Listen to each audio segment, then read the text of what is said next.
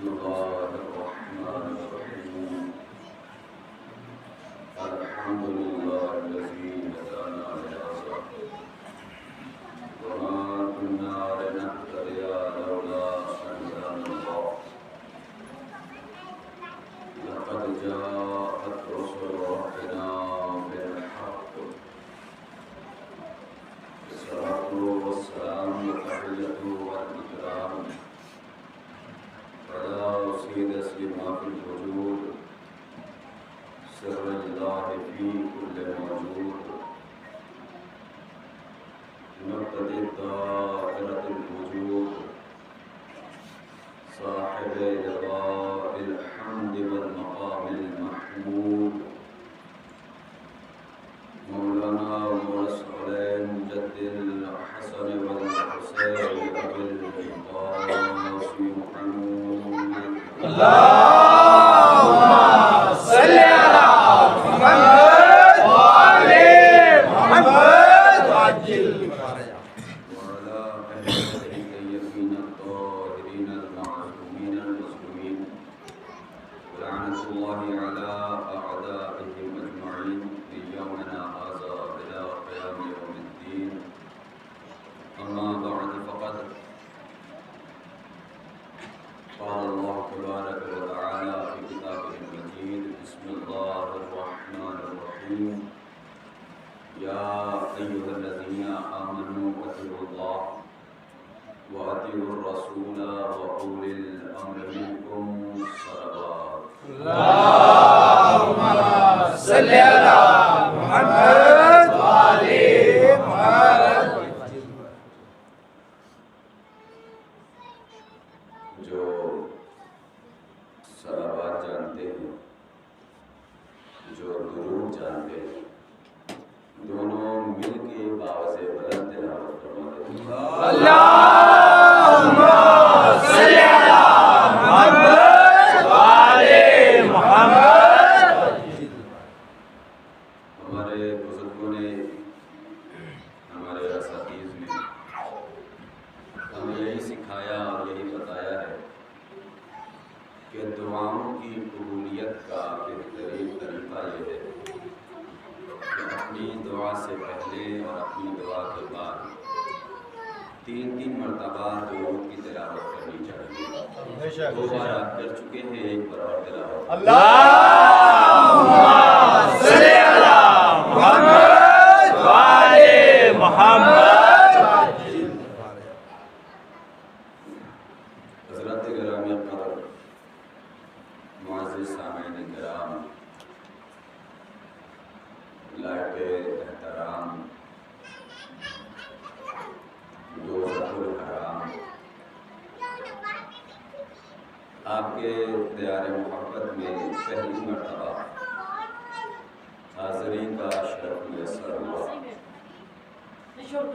میں بڑا شکر گزار ہوں اس پروردگار کا جس نے اس کائنات کو خلق کیا.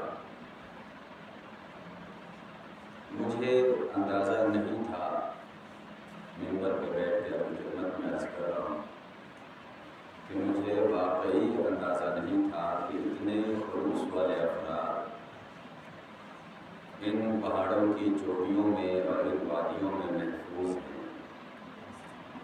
اور کیوں نہ ہو، خدا کی قسم، اس لیے کہ یہ اس کا ذکر ہے کہ جس کے ذکر کو باقی رکھنے کے لیے اللہ نے وعدہ کیا. بے شک بے شک. میں چھوٹا ہوں اور بڑی بات کرنے جا رہا ہوں. اگر آپ کے دل تک پہنچ جائے تو اپنے دلوں میں، اپنے ذہنوں میں میرے اس جملے کو جگہ دے دیجیے گا. اس لیے کہ میں یہ نہیں کہتا کہ مجھ سے بڑا خطیب آپ کے یہاں نہیں آیا.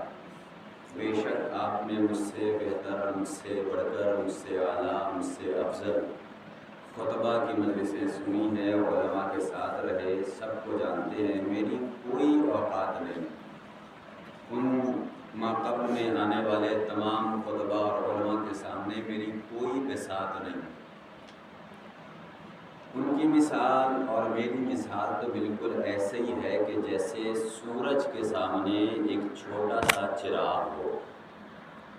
میری ان کے سامنے کوئی حیثیت نہیں، ماشاءاللہ آپ نے بڑے بڑے علماء اور خطبہ کو سنا ہے، میں تو بس طالب علم ہونے کی حیثیت سے آپ کے درمیان حاضر ہو گیا ہوں، اور اس چیز کو سمجھانے کے لیے میں آپ کی خدمت میں مثال پیش کر رہا ہوں کہ میری مثال ان مجھ سے پہلے آنے والے علماء اور خطبہ کے سامنے ایسے ہی ہے کہ جیسے سورج کے سامنے ایک چھوٹا سا چراغ ہو، مگر یاد رکھیے گا خدا کی قسم علی رضا اشتر عشق اہل بیت میں ایک ایسا چراغ ہے جو ان کی محبت میں روشن ہے، جل نہیں رہا۔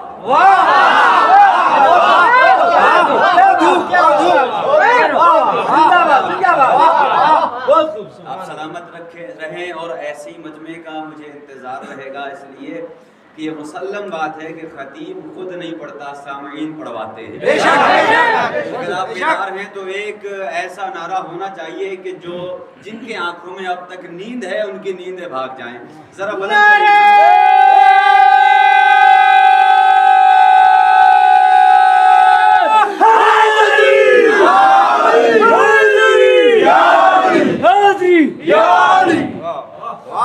خدا کی قسم یہ ذکر اس کا ذکر ہے۔ میں آپ کے درمیان آیا، مجھے نہیں معلوم، میں نے آپ کو اس سے پہلے کبھی دیکھا نہیں، آپ نے مجھے اس سے پہلے کبھی دیکھا نہیں، لیکن پھر بھی یہ ذکر امام حسین کا صدقہ ہے کہ ایسی نامعلوم جگہ پر آنے کے بعد بھی ایسا لگتا ہے کہ اپنوں کے درمیان آ گیا۔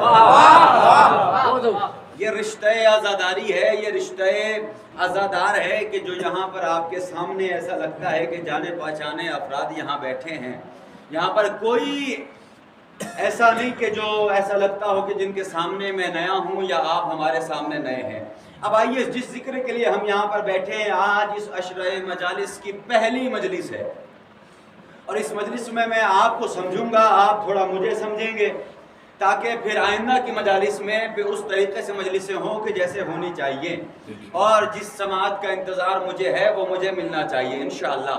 داد تو میں جوانوں سے لے لوں گا، لیکن بزرگوں سے مجھے دعائیں چاہیے۔ میرے ساتھ رہیے گا۔ ہم سب یہاں آئے ہیں ذکر اہل بیت علیہ السلام کے لیے۔ بے شک محرم کا چاند نمودار ہوا، ہم یہاں جمع ہو گئے۔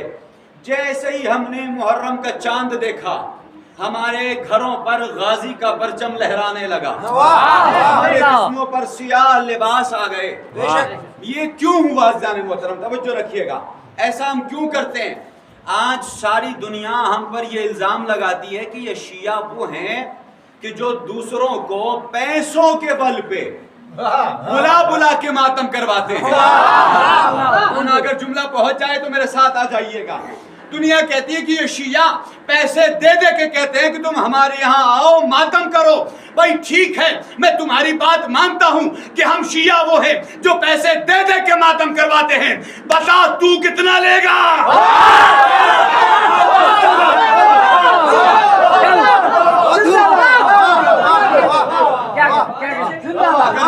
ایسے دے کے ہی ماتم کراتے ہیں تو کیوں نہیں آتا؟ خدا کی قسم یہاں آتا ہی وہ ہے کہ جسے شہزادی بلاتی ہے، اور کوئی یہاں آ ہی نہیں سکتا۔ یہ مقدر کی بات ہے، خدا کی قسم فخر کیجئے اپنے اوپر کہ آپ کی قسمت میں شہزادی زینب نے فرش اعضا لکھ دی۔ کیوں یہ فرش اعضا ہمارے قسمت میں کیوں ہے؟ آج پہلی مجلس ہے اور ہر گھر میں فرش اعضا کا اہتمام ہوتا ہے، ہر علاقے میں، ہر محلے میں، ہر عزا خانے میں ہم نے فرش اعضا کا اہتمام کیا۔ کیوں؟ فخر کیجئے گا اس جملے کے بعد کہ آپ کی قسمت میں فرش اعضا لکھ دی گئی ہے۔ دنیا میں بہت ساری قومیں ہیں کہ جن کی قسمت میں فرش اعضا نہیں ہے، یہ امام باڑے نہیں ہیں، یہ عزا خانے نہیں ہیں، لیکن آپ فخر کریں اس پہ کہ آپ کی قسمت میں فرش اعضا میسر ہے۔ بے شک شہزادی زینب نے جو دنیا کی سب سے پہلی مجلس حسین منعقد ہوئی، کہاں منعقد ہوئی؟ بولیے تاکہ پتہ چلے کہ آپ مجلسوں میں آتے ہیں۔ یزید کے دربار میں شام میں جناب زینب نے، مصائب نہیں ہے، تاریخ کا ایک جملہ آپ کے حوالے کر رہا ہوں تاکہ ذہن قریب ہو جائے اور اس فرش اعضا کی عظمت کو آپ سمجھ جائیں جہاں آپ کو بیٹھنا نصیب ہوا ہے۔ بے شک فخر کیجئے. میں بار بار کہہ رہا ہوں یہ جملہ کہ آپ کو فخر کرنا چاہیے. آپ وہاں بیٹھے ہیں کہ جہاں پر دنیا کی سب سے بڑی شخصیتیں جنت کو چھوڑ کے یہاں آتی ہیں. آپ کی قسمت میں وہ جگہ ہے. تو جناب زینب نے یزید کے دربار میں جب بلایا گیا مولا سجاد کو کہ سجاد چاہو تو یہاں رہو, چاہو تو مدینے چلے جاؤ. مصائب سے فضائل کا ایک نقطہ آپ کے حوالے کرنا چاہتا ہوں. جناب زینب کے پاس جناب سجاد آئے اور آن کے بتایا کہ ایسی سی بات ہے. جناب زینب نے بس ایک جملہ کہا کہ سجاد ان سے کہہ دو کہ ہم اپنے بھیا کا ماتم کرنا چاہتے ہیں. اب آپ آئے ہیں مولا حسین کا ذکر کرنے کے لیے. شہزادی نے آپ کو فرش آزادی ہے, شہزادی نے ایک حجرہ خالی کروایا. مولا سلامت رکھے آپ تمام حضرات کو کہ جس نے بھی جس طریقے سے بھی اس بارگاہ حسینی میں تعاون فرمایا کسی بھی لحاظ سے, میرے دل سے دعا ہے مولا انہیں سلامت رکھے, آباد و شاد رکھے, ان کے رزق میں برکت عطا فرمائے. اور کبھی بھی خدا کی قسم یہ بارگاہ حسینی آپ نے بنایا ہے, آپ خوش قسمت ہیں. جب تک بارگاہ حسینی کی ایک ایک اینٹ سلامت رہے گی آپ کو ثواب ملتا رہے گا. بے شک بارگاہ حسینی آپ نے بنایا ہے نا, لیکن اب سنیے, فرش آزا بچھایا ہے آپ لوگوں نے, اور مجھے تو اندازہ ہی نہیں تھا کہ دنیا کے کس کس کونے میں مولا کا ذکر ہوتا ہے اور مولا کا ذکر کرنے والے موجود ہیں. زندگیاں چھوٹی ہوتی ہیں, ذکر کرنے والے زیادہ ہیں اور جگہیں زیادہ ہیں. جناب زینب نے اس حجرے کو خالی کرایا اور وہاں پر اپنے بھائی کا غم منایا, مجلس برپا کی. لیکن اب سوال یہ ہے, صاحبان علم سے, بزرگوں سے میرا سوال ہے, مجھے یہ بتائیے کہ کیا جناب زینب کو اتنا اختیار نہیں تھا کہ جناب زینب نے جب وہ گھر خالی کروایا اور وہاں پر یہ کہتی کہ یہاں پر قالین بچھوائی جائے. جناب زینب نے قالین کا اہتمام کیا مجلس کے لیے. اگر جناب زینب صرف سوچ لیتی خدا کی قسم عرش سے منبر چلا آتا. بے شک دربار میں یزید کے سامنے مولا حسین کا ذکر کرنا ہے نا, مولا حسین کا غم منانا ہے, مجلس برپا کرنی ہے. لیکن کیا وجہ ہے کہ جناب زینب نے قالین کا اہتمام نہیں کیا؟ اس اجڑے ہوئے گھر میں زمین پہ بیٹھ کے ذکر حسین کیا. اے شہزادیے دو جہاں, ہاتھوں کو جوڑ کے ایک سوال کرنا چاہتا ہوں کہ آپ چاہتی تو جنت سے قالینیں آ جاتی, قالینیں بچھواتی, اس کے بعد مولا کی مجلس برپا کرتی. آپ چاہتی تو منبر آ جاتا, پھر منبر آنے کے بعد مجلس کرتی. لیکن ایسا کیوں نہیں کیا؟ شہزادی جواب دیں گی کہ یہ مجلس صرف اپنے لیے نہیں بلکہ قیامت تک کے دنیا میں آنے والے عزاداروں کے لیے پیغام ہے کہ یاد رکھیں یہ مجلس صرف امیروں کے لیے نہیں ہے. اگر تمہارے گھر میں بچھانے کے لیے قالین نہ ہو, خاک پہ حسین کا ماتم کر دو.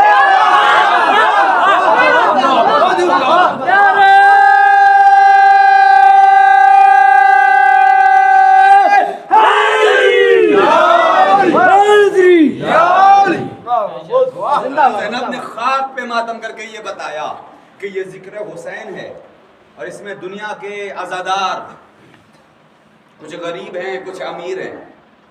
کوئی یہ نہ کہے کہ مجلس کرنے کے لیے قالین ہونا چاہیے, مجلس کرنے کے لیے اچھے اہتمام ہونے چاہیے. نہیں, شہزادی نے خاک پر مجلس کر کے بتایا ہے کہ اگر تمہارے دل میں خلوص ہے نا, اپنے گھر میں ایک چٹائی بچھا لینا. اور اللہ اکبر, ایک جملہ کہہ دوں یاد آ گیا, مولا سلامت رکھے, اللہ نے جنہیں دولت دی ہے نا, اللہ اور دولت سے نوازے, لیکن بدبخت ہے وہ انسان کہ جس کو اللہ نے دولت دی اور مجلس حسین میں خرچ نہ کرے. ایک جملہ کہہ رہا ہوں, بطور توجہ فرمائیے گا اس جملے پر. بدبخت ہے وہ انسان کہ جس کو اللہ نے دولت بھی دی لیکن مجلس حسین میں خرچ نہیں کرتا. بے شک اس لیے کہ آپ اپنی دولت کے بل پہ دنیا کے بڑے بڑے VIP حضرات کو تو اپنے گھر پہ بلا سکتے ہو، جس کے دل میں جس تک جملہ پہنچ جائے میرے اس جملے کا استقبال فرمائیے گا۔ ارے بھیا، اپنی دولت کے بل پہ تم دنیا کے بڑے لوگوں کو بلا سکتے ہو، لیکن اگر خلوص ہو اور گھر میں فرش عذاب بچھا لو تو دنیا کی سب سے بڑی شہزادی تمہارے گھر اگر کوئی اپنے گھر میں شہزادی کو بلانا چاہتا ہے، دنیا کی سب سے بڑی ذات جس سے بڑی دنیا میں کوئی ہے ہی نہیں ذات، بے شک بے شک، تو اگر انہیں بلانا ہے مجلسوں میں صرف بڑی بڑی تبرک بانٹ کے اور بریانی اور شیرمالیں مجلسوں میں تقسیم کر کے، اور اگر خلوص نہ ہو تو شہزادی آپ کے یہاں نہیں آئیں، بے شک، اور اگر دل میں خلوص ہونا ایک مختصر سا تبرک بھی تقسیم کر دیجئے، کیا پتا آپ کے گھر میں شہزادی آ جائیں۔ اور یہ بھی یاد رکھیے گا، شیعان حیدر کرار مجھے سن رہے ہیں، ایک جملہ عرض کر دوں، یہ تو عقیدہ ہے ہمارا کہ شہزادی کم از کم جہاں بھی ہوتی ہیں وہ جنت سے کم جگہ نہیں ہوتی۔ شہزادی کی ذات وہ ذات ہے، لاکھوں سلام اس شہزادی کے مرتبے پر، لیکن جنت چھوڑ کے آتی ہیں۔ اور ایک جملہ یاد رکھیے گا کہ اگر تم چاہتے ہو کہ اپنے گھر میں شہزادی کو دعوت دو تو اگر آپ نے اپنا گھر نیا بنوایا ہے تو کم از کم ایک مجلس ضرور کیجئے، اس لیے کہ جیسے ہی فرش عذاب بچھے گی سب سے پہلے شہزادی آپ کے گھر میں آئے گی۔ آپ اپنے گھر کو عظمت کو بڑھانا چاہتے ہو، فرش عذاب بچھائیے اپنے گھر میں۔ جس نے بھی اپنا گھر نیا بنوایا ہو اس نے گھر میں کم از کم پہلے فرش عذاب بچھائیے، ایک مجلس برپا کیجئے تاکہ آپ کا گھر جنت جیسا ہو جائے۔ شہزادی آئیں گی نا تو ظاہر سی بات ہے۔ اب آئیے زانی محترم توجہ فرمائیے گا، میں جہاں بھی جاتا ہوں، جانتے جو لوگ مجھے سن چکے ہیں نیٹ وغیرہ پر، میں جہاں بھی جاتا ہوں کچھ جملے آغاز میں ضرور پڑھتا ہوں، اس لیے کہ اس وقت ہم سب مل کر کائنات کی ایک عظیم عبادت میں مصروف ہیں جسے ذکر اہل بیت کہا جاتا ہے۔ بے شک بے شک، کائنات کا کوئی ایسا مقام نہیں کہ جہاں پر ذکر اہل بیت نہ کیا جا رہا ہو۔ جہاں پر بہت سے لوگ ہوں گے تو مسافر ہوں گے، سفر کرنے والے ہوں گے، آپ تصدیق فرمائیں گے دنیا کے کسی بھی کونے میں آپ چلے جائیں، ہر جگہ آپ کو کوئی نہ کوئی مولا کا نام لینے والا ضرور نظر آ جائے۔ بے شک بے شک، پوری ذمہ داری سے کہہ رہا ہوں، دنیا میں کہیں بھی آپ چلے جائیں، کسی بھی کونے میں چلے جائیں، کسی بھی علاقے میں چلے جائیں، کہیں کسی بھی شہر میں چلے جائیں، کسی بھی محلے میں چلے جائیں، ہر جگہ آپ کو کوئی نہ کوئی مولا کا نام لینے والا ضرور نظر آ جائے گا۔ لیکن اپنے صاحبان علم مجمع سے سوال کرنا چاہتا ہوں، مجھے یہ بتائیے کہ کیا آپ نے کبھی سوچا، غور کیا، فکر کی کہ کیا ریزن ہے، کیا سبب ہے، کیا علت ہے، کیا وجہ ہے کہ 1400 سال گزر گئے، 14 صدیاں گزر گئیں، آج تک ذکر اہل بیت باقی ہے؟ آپ نے کبھی سوچا کہ اس میں کون سی ایسی طاقت پائی جاتی ہے، کون سا ایسا پاور پایا جاتا ہے ذکر اہل بیت میں کہ 1400 سال گزر گئے، 14 صدیاں گزر گئیں، آج تک ذکر اہل بیت باقی ہے؟ جملہ کہہ دوں آپ کی خاموشی کی قسم، 1400 سال سے ذکر اہل بیت نہیں، میرے سرکار 1400 سالوں سے پوری دنیا میں ذکر اہل بیت بھی باقی ہے اور ذکر کرنے والے بھی باقی ہیں۔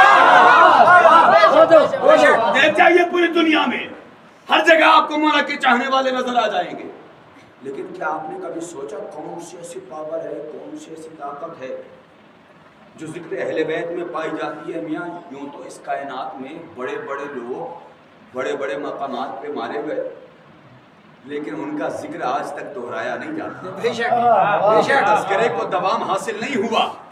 آخر کون سی ایسی وجہ پائی جاتی ہے؟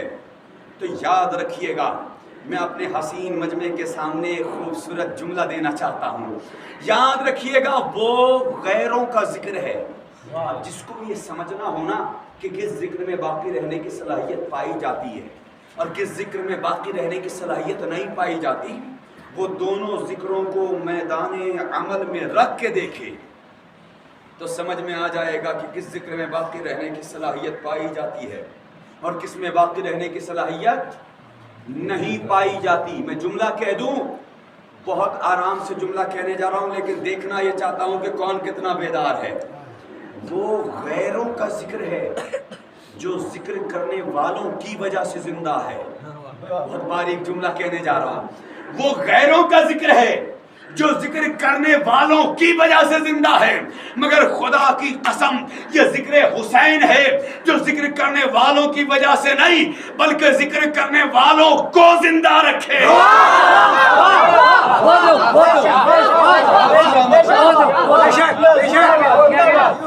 یہ ذکر حسین ہے، یہی وجہ تھی۔ میرے بھائی نے آج کہا تھا میں جہاں بھی جاتا ہوں نا میں یہ شعر ضرور پڑھتا ہوں پہلی مرتبہ، اور اس شعر سے ہی مجھے اندازہ ہو جاتا ہے کہ مجھے اس مجمع کے سامنے کیا پڑھنا ہے اور کیسے پڑھنا ہے۔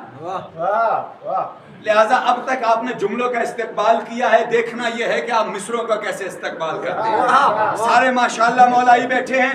دیکھیں میں اس بات کا کبھی بھی قائل نہیں رہا کہ مجھے ہزاروں کا مجمع چاہیے، کم مجمع ہو لیکن متحد ہو، کم مجمع ہو لیکن آپس میں محبت کرنے والے ہوں۔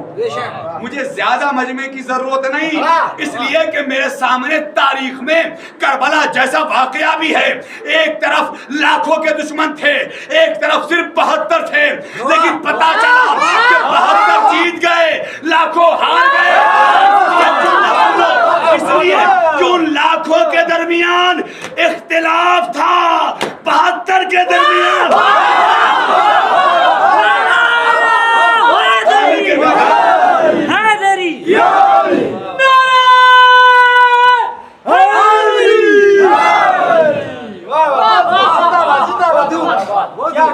محبت ہے۔ مجھے پانی پلانا چاہ رہے تھے، مگر یاد رکھیے گا میں نے پنجگانہ نمازوں میں مولا سے اپنی آواز مانگی ہے، اور صرف اس لیے مانگی ہے کہ میں اس منبر پہ آ کے پانی پیو نہیں بلکہ دشمن علی کو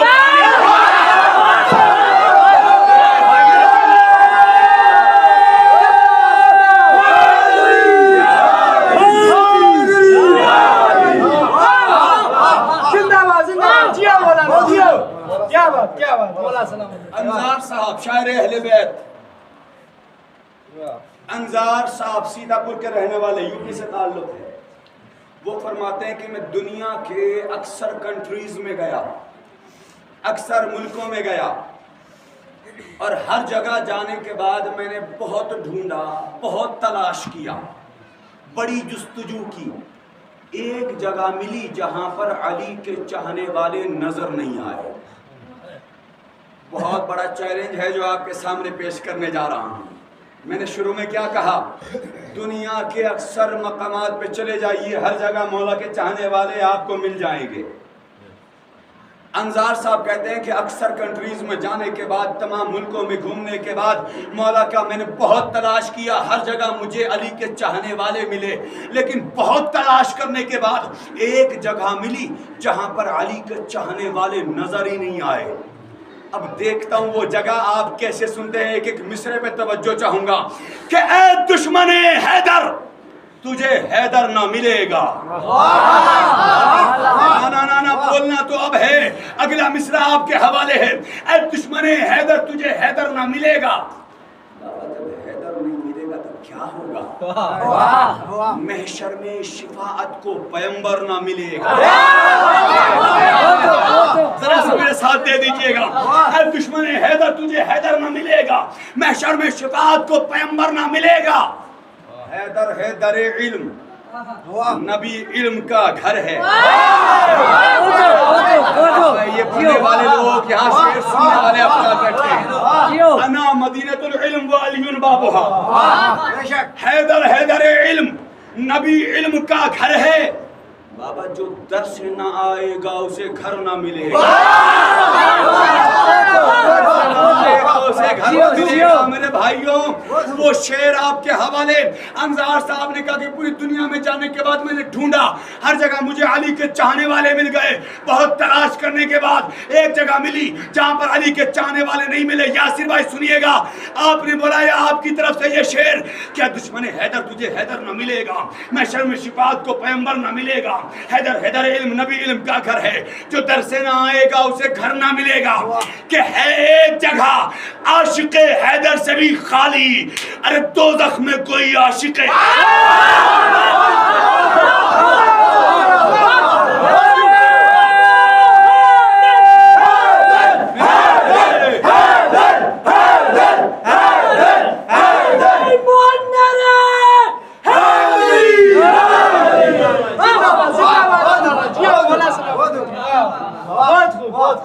پوری دنیا میں آپ کہیں بھی چلے جائیں، خدا کی قسم یہ تو ذکر حسین ہے نا، اس ذکر کے صدقے میں نہ جانے علی رضا دنیا کے کس کس کونے میں جا چکا ہے۔ یہ معجزہ نہیں ہے تو اور کیا ہے؟ جس جگہ کے بارے میں میرے تصور تک میں نہیں تھا، آج وہاں پر آ کر اگر میں ذکر کر رہا ہوں تو یہ ذکر حسین کا تصدق ہے، اور اس پہ تو ہمیں فخر کرنا چاہیے، اس لیے کہ یہ ذکر ہم تک کیسے پہنچا۔ آج پہلی محرم ہے، ماشاءاللہ سب آمادہ ہو گئے ذکر حسین کے لیے، فرش عزا بھی بچھا دی گئی، عزا خانے بھی سجا دیے گئے، ماشاءاللہ عزادار دور دراز سے بھی تشریف لا چکے ہیں، لیکن یہ عزاداری آپ تک پہنچی کیسے؟ خدا کی قسم، بس یہ جملہ سن لیجئے اور یہ نتیجہ ہوگا آپ کے لیے انشاءاللہ، اور ایک پیغام آپ لے کر جائیں گے آج کے اس مجلس میں۔ حالانکہ علی رضا اشتر کا ایک طریقہ ہے عشرہ خطاب کرنے کا، کہ میں اپنے عشرے کو خمسے میں تقسیم کرتا ہوں، 5 مجلسیں پیغام اہل بیت اور 5 مجلسیں فضائل اہل بیت، انشاءاللہ جس دن جیسا ہوگا آپ کے سامنے پیش کرتا چلوں گا۔ مدینے میں 28 رجب کو، تاریخ آپ کے سامنے، مولا حسین نے مدینہ چھوڑا تھا 28 رجب۔ یہ مدینہ وہ مدینہ ہے کہ جہاں پر آج سے نہیں، مولا علی کے زمانے سے کوششیں ہو رہی تھی کہ اہل بیت کے چراغ کو بجھا دیا جائے، ہو رہی تھی نا۔ تاریخ کی کچھ باتیں ہیں جو آپ کے حوالے کرنا چاہتا ہوں۔ اسی مدینے میں سن 60 ہجری میں ایک اعلان گونجا کہ کہو نعوذ باللہ، کہو یزید خلیفہ رسول۔ سب نے کہا بے شک یزید خلیفہ رسول۔ اسی مدینے میں بادشاہ وقت کی طرف سے آواز گونجی، کہو مدینے والو کہ یزید عدل و انصاف پھیلانے والا۔ سب نے ہاں میں ہاں ملائی۔ اسی مدینے میں آواز گونجی کہ کہو مدینے والو یزید رسول کا جانشین، خلیفہ رسول۔ سب نے کہہ دیا، لیکن خدا کی قسم جس مدینے میں سارے مدینے کے لوگ یزید کی ہاں میں ہاں ملا رہے تھے، اسی مدینے سے ایک آواز گونجی، حسین ابن علی کی، یزید نہیں، تو خلیفہ رسول نہیں، تو انصاف پر نہیں، تو حق پر نہیں، تو خلیفہ رسول نہیں۔ اسی مدینے سے یہ نہیں کی آواز لے کر 28 رجب کو مولا حسین نے مدینے کو الوداع کہا۔ اب تاریخ کے ساتھ ساتھ چلتے رہیے گا، ایک نتیجہ ہے جو آپ تک پہنچانا چاہتا ہوں۔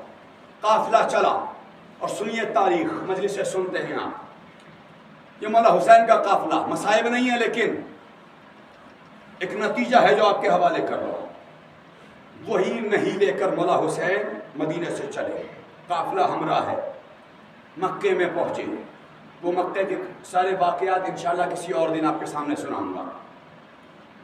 مکے سے یہ قافلہ آگے بڑھا کربلا کے لیے. کربلا پہنچ گیا. اسی ہاں اور نہیں میں جنگ ہوئی, اسی ہاں اور نہیں میں لڑائی ہوئی. 10 محرم کا وقت آیا جس کو کہا جاتا ہے شب عاشور. اسی شب عاشور میں مولا حسین نے اپنے خیمے کے چراغ کو گل کیا. اور اپنے عقیدے پر دیکھتا ہوں کون کس عقیدے کا یہاں آیا ہے, اور اگر مولا حسین سے محبت کرنے والے ہیں تو پھر یہ جملہ یاد رکھیے گا جو نتیجہ آپ کو سنانے جا رہا ہوں. اسی شب عاشور میں مولا حسین نے خیمے میں چراغ گل کیا. ایسا اندھیرا کہ جس اندھیرے میں قریب والوں کو ایک دوسرے کے ہاتھ نظر نہیں آ رہے تھے, ایک دوسرے کی شکلیں نظر نہیں آ رہی تھیں. اسی اسنا میں مولا حسین نے کہا کہ تم میں جو جانا چاہتا ہے چلا جائے. تعریف آپ کے سامنے. اس کے بعد مولا حسین نے جناب عباس سے کہا عباس چراغ روشن کرو. چراغ روشن ہوا.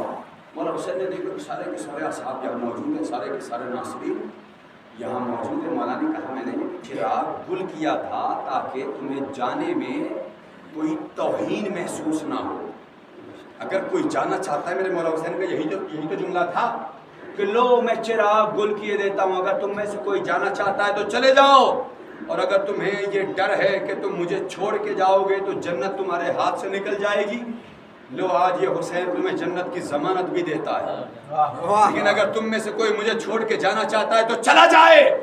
لیکن تاریخ نے بیان کیا کہ جیسے ہی چراغ گل ہوا, چراغ روشن ہوا, جتنے موجود تھے سارے موجود رہے,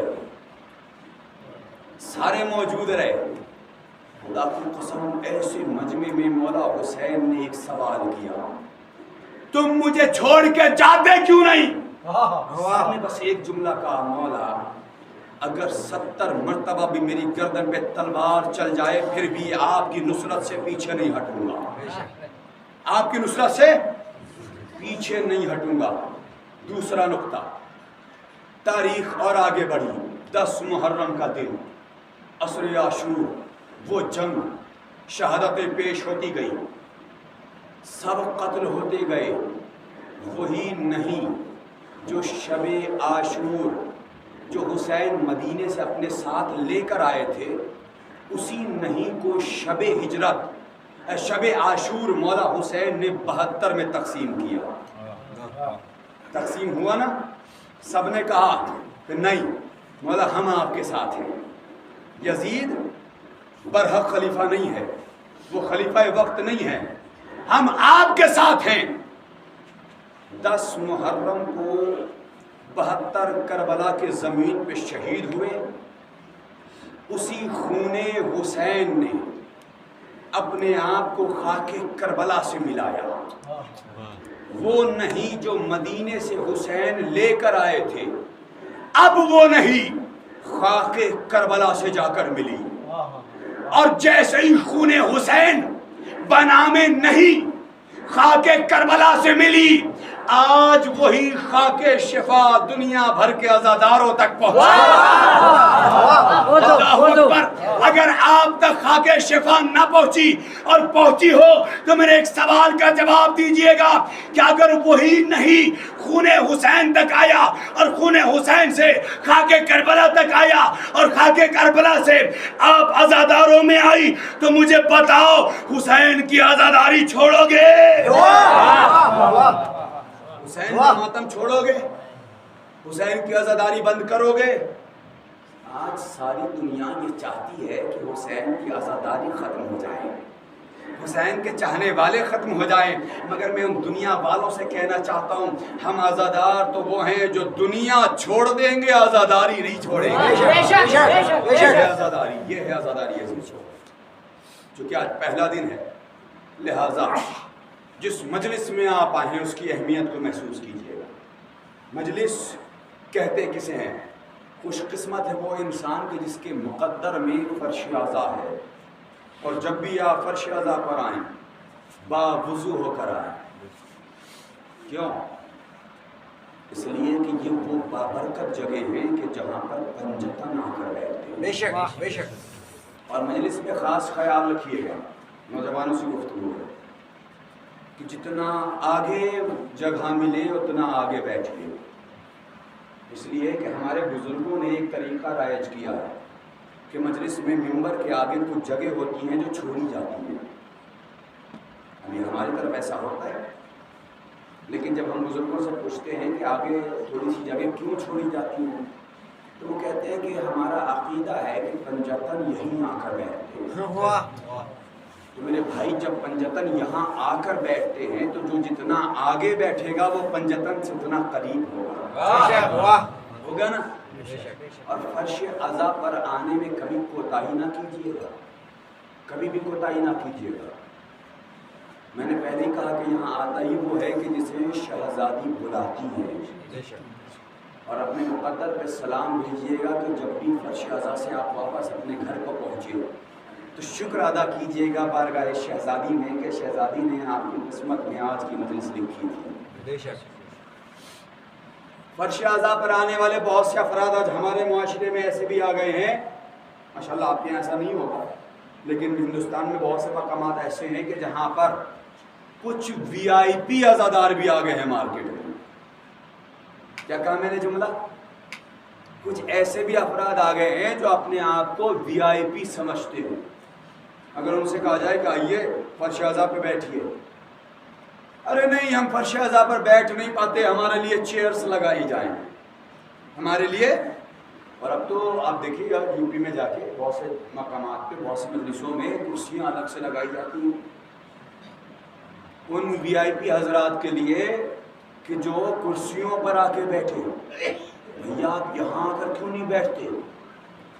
تو کہاں میں کروڑوں روپے کمانے والا، کہاں میں عالیشان مکانات رکھنے والا، ان کی حیثیت کیا ہے کہ یہ ہمارے ساتھ بیٹھ جائیں؟ ان کی جرأت کیا ہے کہ یہ ہمارے ساتھ بیٹھ جائیں؟ ان کی کیا بساط کہ ہم سے مصافحہ کر لیں؟ کہاں میں کروڑ روپے کمانے والا. خدا کی قسم جملہ سن لیجئے گا، آج فرش عزا کے حوالے سے ہی مجلس تمام کروں گا. لاکھوں روپے کمانے والے دنیا میں آئے. ایک سب سے بڑی بیماری ہے ہمارے معاشرے میں، آپ جانتے ہیں وہ کون سی بیماری ہے؟ جسے کہا جاتا ہے تکبر. تکبر سمجھے؟ ایگو. یہ تکبر وہ بیماری ہے کہ جس کے اندر آ جائے نا پھر انسان کھوکھلا ہو جاتا ہے. جس کے اندر تکبر آ جاتا ہے وہ چھوٹا بھائی بڑے بھائی کا احترام بھول جاتا ہے، بھتیجا چچا کا احترام بھول جاتا ہے، محلے والے محلے والوں کا احترام بھول جاتے ہیں. کیوں؟ اس لیے کہ کہاں میں کروڑوں روپے کمانے والا، کہاں میں عالیشان مکانات رکھنے والا، کہاں میرا سب سے بڑا خاندان. ان کی کیا حیثیت ہے کہ ہمارے ساتھ بیٹھ جائیں؟ لہٰذا ہم یہاں نہیں بیٹھیں گے، ہمارے لیے الگ کرسی لگائی جائے. بڑی عجیب بات ہے، کروڑوں روپے کمانے کے بعد غرور کرنا اگر صحیح ہوتا تو مجھے انصاف سے بتائیے کہ یہ کروڑوں روپے ملنے کے بعد جو تم غرور کر رہے ہو، کیا تمہیں نہیں معلوم کہ قبر میں نہ الماری ہوتی ہے نہ کفن میں جیب؟ پھر کس بات پہ غرور ہے؟ کہ اچھا اس بات پہ غرور ہے میاں کہ سب سے عالیشان مکانات پورے محلے میں تمہارے ہیں، لہذا تم یہ سمجھتے ہو. تو اگر عالیشان مکانات بنا لینے کے بعد غرور کرنا صحیح ہوتا تو پھر مجھے انصاف سے بتاؤ کہ یہ عالیشان مکانات یہیں رہ جائیں گے، تمہیں جانا ہوگا تو بس مٹی کے چھوٹے سے گھر میں. بے شک بے شک بے شک. پھر کس بات پہ غرور ہے؟ پھر کس بات پہ تکبر ہے؟ ایک جملہ کہہ دوں، جس جگہ آپ بیٹھے ہونا اس فرش عزا کا سب سے بڑا معجزہ ہی یہی ہے کہ یہاں پر آنے والوں کو تکبر سے دور رکھتی ہے. بے شک بے شک. جو یہاں آ جائے اس کے اندر تکبر نہیں پایا جاتا. ثابت کر رہا ہوں، دلیل آپ کے سامنے ہے اور دیکھتا ہوں دلیل اور جملہ آپ کیسے سنیں گے. تمہیدی مراحل سے گزر رہا ہوں. کس بات پہ غرور کر رہے ہو؟ اس بات پہ غرور کر رہے ہو کہ علی رضا اشتر سب سے قیمتی لباس پہن کر آتا ہے، اس کے جیسا مہنگا لباس اور قیمتی لباس پہننے والا محلے میں کوئی نہیں. تو اگر قیمتی لباس پہننے کے بعد غرور کرنا صحیح ہوتا تو پھر کاش اتنا سوچ لیا ہوتا کہ یہ سارے قیمتی لباس تمہارے اسی دنیا میں رہ جائیں گے, تمہیں جانا ہوگا تو بس ایک سفید سے لباس میں. بے شک. جملہ پہنچ رہا ہے میرا اب تک؟ بے شک. پھر کس بات پہ غرور ہے؟ کہ اچھا اس بات پہ غرور ہے کہ تمہارا جسم بڑا خوبصورت ہے, اللہ نے تمہیں طاقتور بنایا ہے.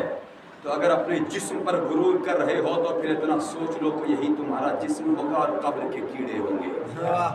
پھر کس بات پہ غرور ہے؟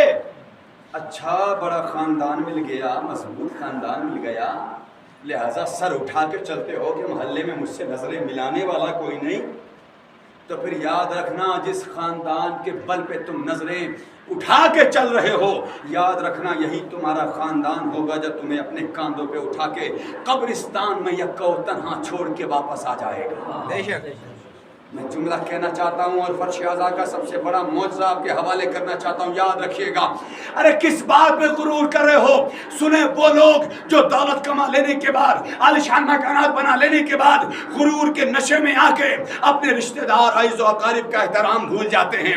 یاد رکھیے گا یہ اکڑ اللہ کو پسند نہیں ہے.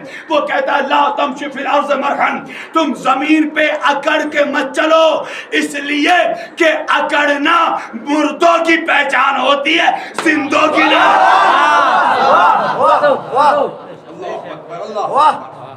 مجھے اس جملے پہ بزرگوں سے دعائیں چاہیے تھی. اکڑتا ہمیشہ مردہ ہے جناب, لہذا اکڑنا مردوں کی پہچان ہے. کس بات پہ غرور کر رہے ہو؟ اب سنیں جملہ آ گیا. خدا کی قسم جس جگہ آپ بیٹھے ہونا فخر کیجئے گا, اس لیے کہ آپ کے مقدر میں فرش اعضاء ہے. بار بار تکرار کر رہا ہوں اس جملے کی, اور یہ جو میں نے اب تک تمہیدی مراحل سے گزرا ہے صرف اس جملے کے لیے تاکہ میرا جملہ آپ کے اذہان تک پہنچ جائے. ارے فرش اعضاء کہتے کسے ہیں؟ وہی انسان جو اب تک دولت کمانے کے بعد, عالیشان مکانات رکھنے کے بعد, بڑا خاندان مل جانے کے بعد اپنے آپ کو سب سے بڑا کہہ رہا تھا, اپنے آپ کو تکبر میں چور ہو کے بات کر رہا تھا. لیکن وہی انسان جیسے ہی فرش اعضاء پر آتا ہے, فرش اعضاء بڑھ کے آواز دیتی ہے, خبردار یہاں جب بھی آنا اپنے تکبر کو بالائے طاق رکھ کے آنا, اس لیے کہ یہاں کا معجزہ ہے. یہاں پر غریب تبرک بانٹتے ہیں, امیر ہاتھ پھیلا.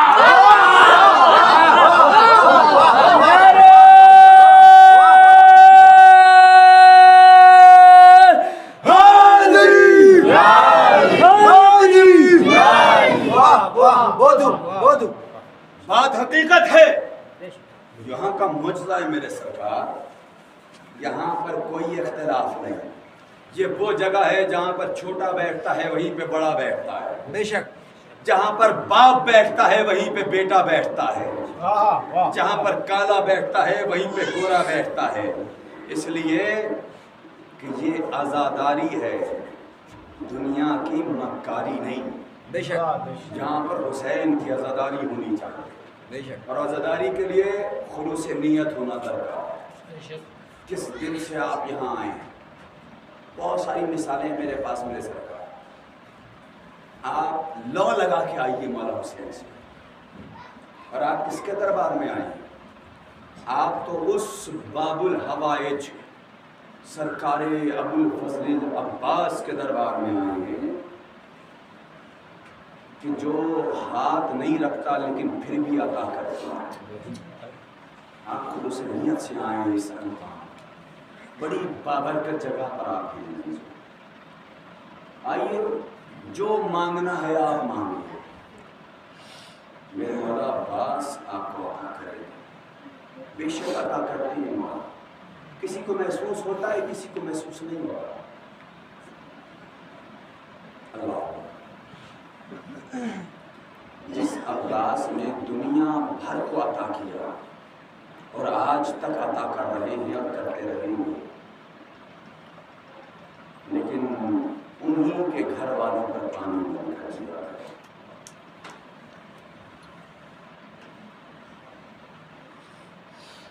عزادار نے مظلوم میں کر ڈالا. آج شب 1 محرم मजलिस दुनिया भर के अज़ा खानों में मुनक़िद थी।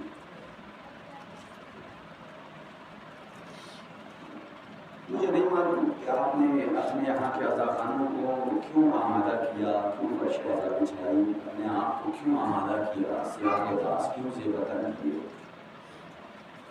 लेकिन एक सवाल है, आपसे पूछना चाहता हूँ कि आपने फर्श अज़ा आज ही क्यों बिछाया? आपने अपने अज़ा खाने पर ये अब्बास का परचम आज ही क्यों लगाया? आपने सियाह लिबास आज ही क्यों पहने? हर एक अज़ादार का यही जवाब होगा, मौलाना आज मुहर्रम का चांद नज़र आया, आज चांद रात है, हमने चांद देखा और मुहर्रम के लिए आमादा हो गए। लेकिन अज़ादारों जानते हैं, मदीने के लोग कहा करते थे कि हमारे यहाँ मुहर्रम चांद देख के नहीं किया जाता। हम तो इमाम जाफर सादिक के घर की रोने की आवाज़ें सुनते थे और समझ जाते थे कि मुहर्रम आ गया।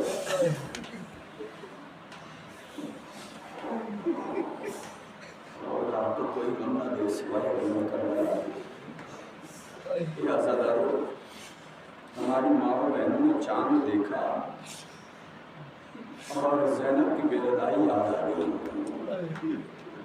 आपने चांद देखा होगा, असगर की प्यास याद आ गई। आपने चांद देखा होगा, मौला याद आ गए होंगे। लेकिन अज़ादारों, यही चांद वो चांद है कि जिसको जब रबाब ने देखा होगा असगर याद आया होगा।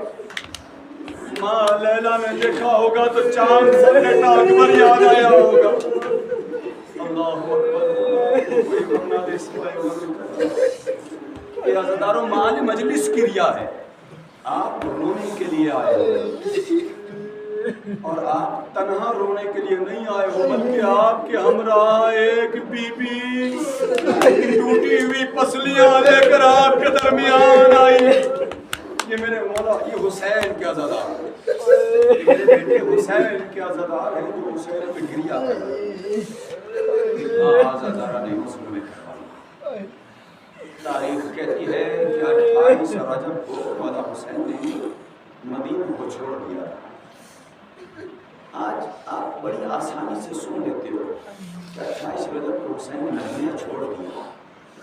हसास लोग बैठे हैं ना, एहसास करने वाले लोग। मैं एक जुमला कह दूं, मसाइब सिर्फ सुनने का नाम नहीं होता, मसाइब एहसास का नाम होता है। अपने आप को वहां पहुंचाइए तो शायद 2 कतरे आंसू आपकी आंखों से निकल आए और हक़ मजलिस अदा हो जाए। अज़ादारों, हुसैन ने मदीना छोड़ा, आपने सुन लिया। बहुत छोटा सा जुमला है ना, लेकिन आइए इस जुमले को जरा समझो। हुसैन ने उस मदीने को छोड़ा कि जो मदीना हुसैन का था। खुदा न करे ऐसा मंजर आपके साथ कभी आए, ऐसा वक्त आप पर आए, लेकिन जब किसी के साथ ऐसा हो ना कि जहां वो पैदा हुआ हो, जहां उसने जिंदगी गुजारी हो, और एक वक्त आ जाए कि जब उसको मजबूर करके ये कह दिया जाए कि तुम ये वतन छोड़ के चले जाओ। ये अज़ादारों, अपना वतन छोड़ के जाना उन लोगों से पूछना जो मदीने से दूर, जो अपने वतन से दूर रहते हैं। उस वक्त हुसैन के दिल पर क्या गुजरी होगी कि जब हुसैन ने मदीने को अलविदा कहा होगा। लेकिन अज़ादारों, वो क़यामत की घड़ी, तो क़यामत का दर्द जो हुसैन के दिल में था, रिवायत कहती है कि मौला हुसैन ने सबको अपने अपने सवारियों पर सवार करने के लिए हुक्म दिया। अब्बास अपने घोड़े पर सवार हो गए, सज्जाद अपने घोड़े पर सवार हो गए, अकबर अपने घोड़े पर सवार हो गए, यहाँ तक कि असगर भी सवार हो गए। लेकिन उसके बाद रिवायत कहती है कि एक मर्तबा मजलूम हुसैन नाना के रोज़े पे आए और आके कहते, नाना आज ये हुसैन उस मदीने को छोड़ के जा रहा है जो मदीना आपका था। ए नाना, अब ये हुसैन दोबारा नहीं आएगा। अल्लाह ہاں عزاداروں رونے میں کوتاہی نہ کیجیے گا، اس لیے کہ حسین کا وطن ہے نا، ایک وطن کو چھوڑ رہے ہیں۔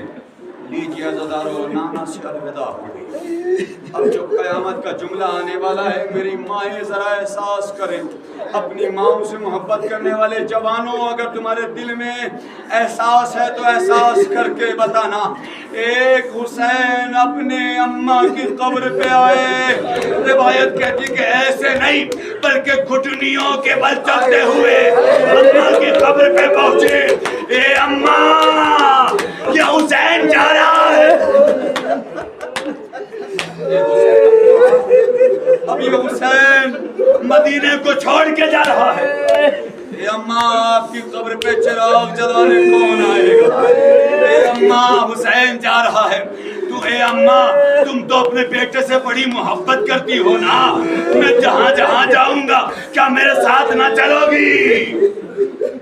اللہ جیسے ہی یہ جملہ کہنا تھا کہ ایک مرتبہ شہزادی کی قبر اطہر میں لرزہ پیدا ہوا اور ایک آواز گونجی، ہے حسین میرا بیٹا، ارے تو جہاں جہاں جائے گا تیری دکھیاری ماں تیرے ساتھ ساتھ ہوگی، اے میرے حسین کربلا میں اکبر کا جنازہ تیرے ہاتھوں پہ ہوگا، تیری ماں دیکھ رہی ہوگی، اصغر کا جنازہ تیرے ہاتھوں پر ہوگا، تیری ماں تیرے پاس ہوگی، اے میرے لال تو زین سے زمین پہ آئے گا، تیری دکھیاری ماں دامن پھیلا کے کہے گی آجا میرے لال میری آغوش میں آجا، اے میرے لال جب سے تو نے مدینہ چھوڑا تیری ماں دوبارہ مدینے نہ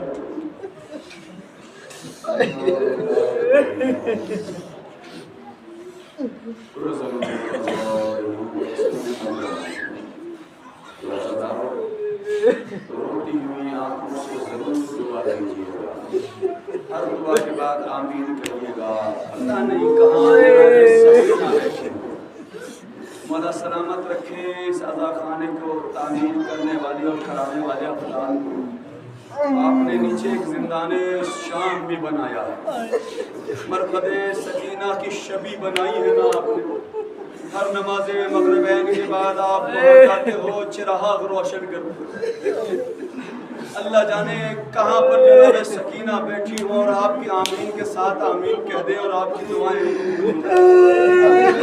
مولا ہم دعا گو ہیں، جناب حبیب نے مظاہر کی ضعیفی کا واسطہ، مولا حسین کی غربت کا واسطہ، مولا کے چاہنے والے جہاں جہاں بھی بے خصوص تمام ضعیف حضرات کے گناہان کبیرہ اور صغیرہ کے مغفرت فرما، اے پروردگارہ علی اکبر علیہ السلام کی جوانی کا واسطہ، بی بی سغرا اور کبرا کا واسطہ، مولا کے چاہنے والے جہاں جہاں بھی ہیں بے خصوص تمام جوان نوجوان بہن بھائیوں کو راہ راست پر رہنے اور نیک اعمال کرنے کی توفیق عنایت فرما، بارالحال اصغر علیہ السلام کی کمسنی کا واسطہ، بی بی سکینہ کی بے بسی کا واسطہ، مولا کے چاہنے والے جہاں جہاں بھی ہیں بالخصوص تمام بچے بچیوں کو اپنے والدین کا مطیع و فرما بردار بنا، اے بارالحال ہمیں اتنی توفیق عنایت فرما کہ مولا حسین کی عزاداری برپا کر سکے، پروردگارہ آخری اور سب سے اہم دعا یہی ہے کہ منتقم خون امام حسین امام زمانہ کے ظہور میں تعجیل فرما، ہم سب کو ان کے ناصران میں شمار فرما، ماں امیر حسین